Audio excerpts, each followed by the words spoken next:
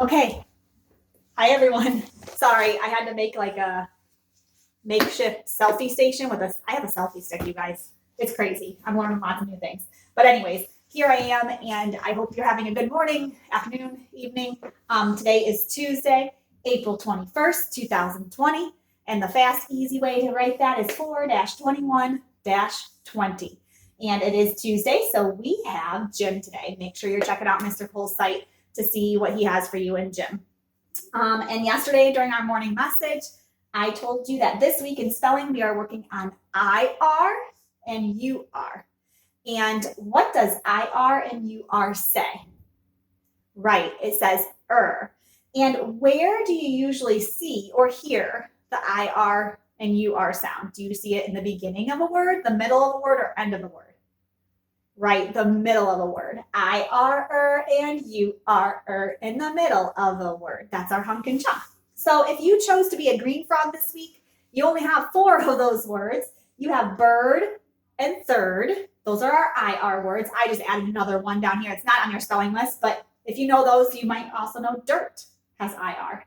And then our UR words are turn and burn. And then hurt is not a UR word this week in our spelling list, but it does have UR in it. But if you chose to be a blue frog, remember you have to choose this week. If you chose to be a blue frog, you have mostly IR and UR words. It was on this sheet from yesterday.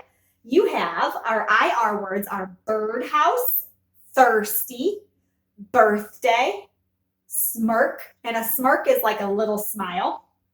Those are our IR words, and our UR words are Thursday with a capital T because it's a proper noun. Just like your name starts with a capital, so do the names of the days of the week. Burger, return, and surfer. And then you have 2 word wall words on yours, which are laugh and again. Okay, those are my blue frogs. So you get to choose this week if you're a green frog or a blue frog. And then a good way to practice them is this optional spelling activity sheet.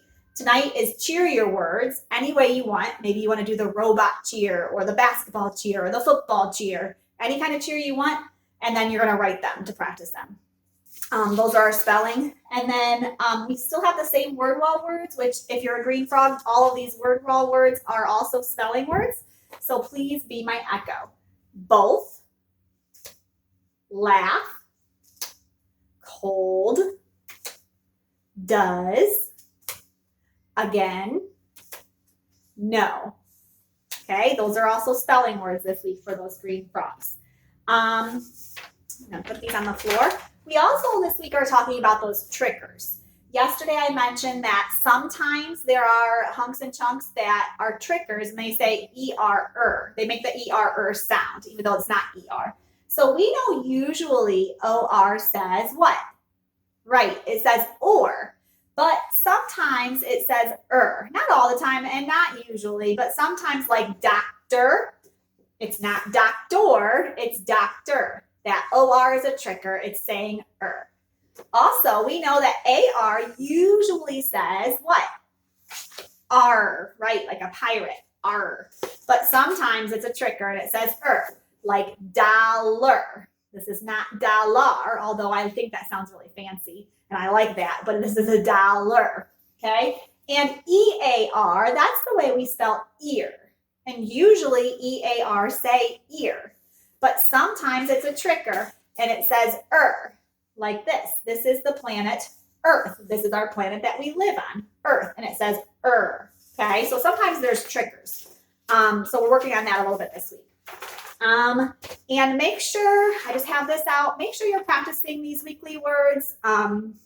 You had these yesterday. Make sure you're holding on to those and practicing those throughout the week.